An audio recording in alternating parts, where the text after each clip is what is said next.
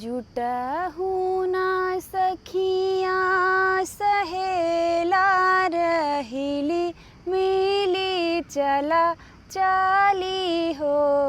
सखी यमुना कै निर्मल नीर कलश भरी लावऊ हो सखी यमुना कै निर्मल नीर कलश भरी लावऊ हो। केहू सखी हाथ मुख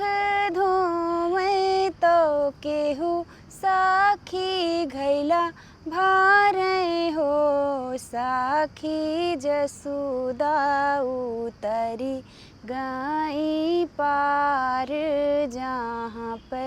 देवकी रोवाई हो सखी जसुदा उतरी गई पार जहाँ पे देवकी रोवाई